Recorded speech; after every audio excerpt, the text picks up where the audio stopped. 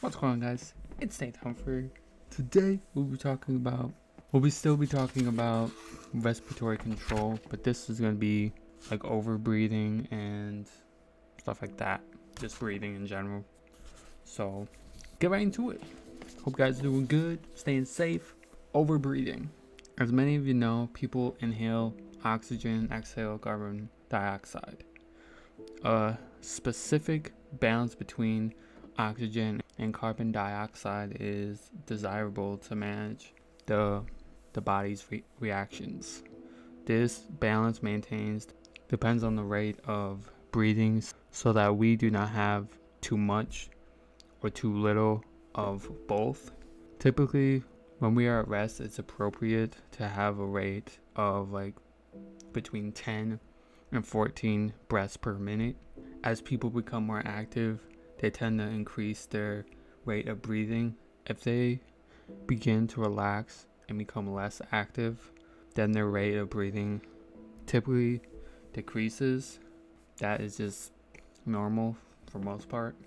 Hyperventilating is defined as a rate and depth of breathing that is too much for the body needs at a particular time.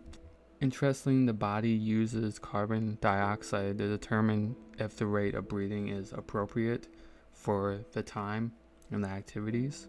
When people hyperventilate, they experience a decrease in carbon dioxide.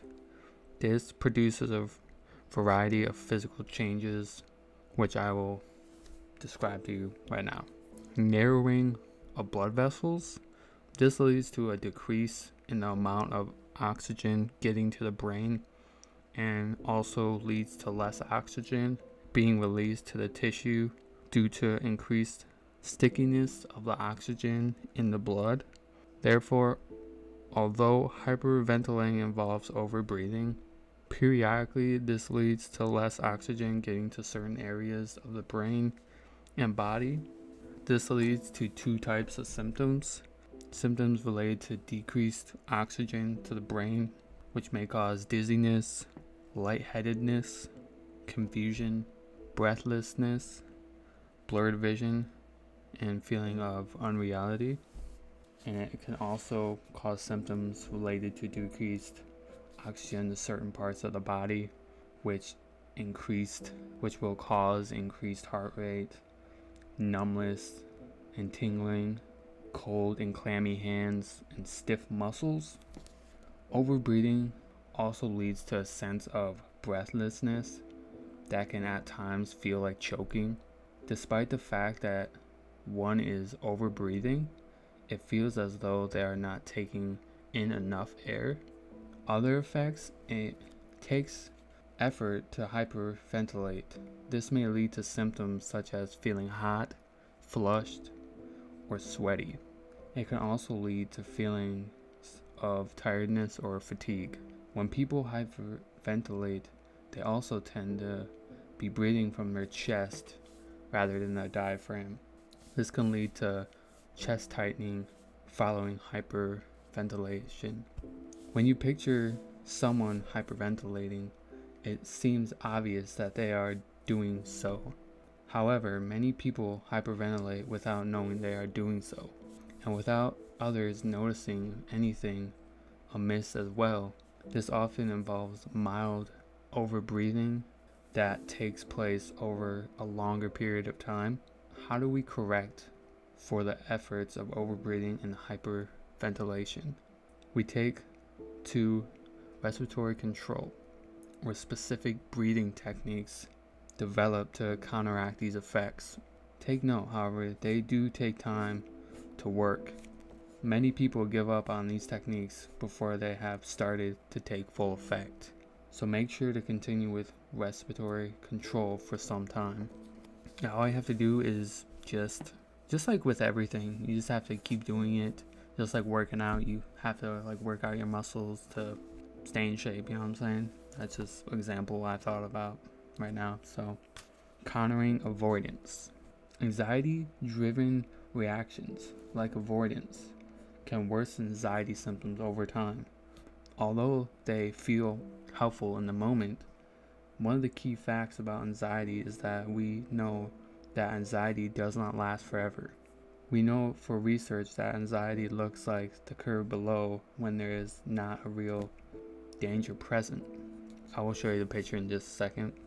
Even though it feels like anxiety will last forever, anxiety is temporary. It will eventually decrease when there is no actual threat, even if you don't do anything to try to make it go away. However, some people fear that anxiety will never decrease.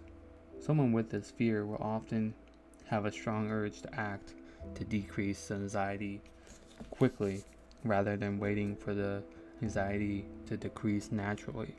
For individuals with this fear, waiting would be very difficult because they do not believe that anxiety decreases on its own.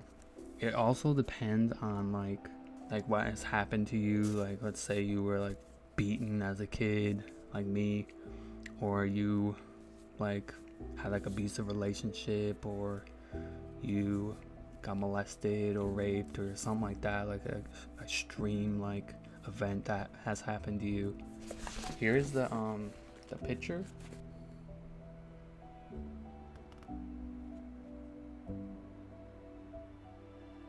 Yeah, because everyone's different and everyone's gonna react differently to different stuff. So just figure out what works best for you, and I can't really say specifically what's gonna work best for you, you know what I'm saying? Because everyone's different. For example, if I feel anxious about a presentation I have to give at work, I may call in sick in order to avoid that feeling rather than face the possibility of the anxiety being overwhelmed and not decreasing it on its own.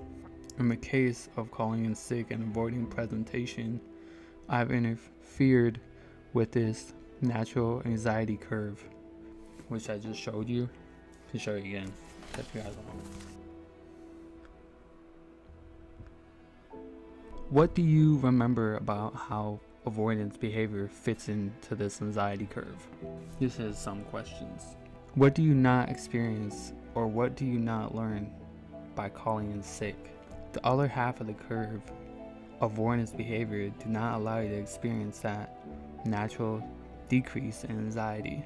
When someone engages in frequent avoidance and isn't able to learn that anxiety will decrease naturally, anxiety will build and spread, unfortunately leading to more avoidance and more intense anxiety. For me, like when I was in college, I had to take public speaking. I had to do like, I think it was a semester of it or something like that, for like gen eds and stuff.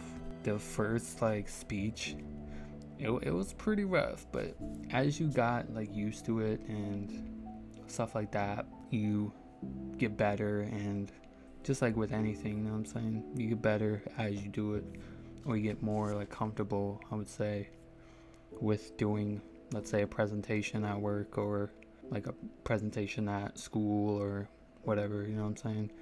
Just do your best, dogs, and if you fail, you fail, because failing, you shouldn't look at failing as a bad thing, because people fail all the time. It's for learning purposes, you know what I'm saying. If you fail, you might learn what not to do, or like what to do differently, so you don't fail at maybe like a test or exam or anything, you know what I'm saying.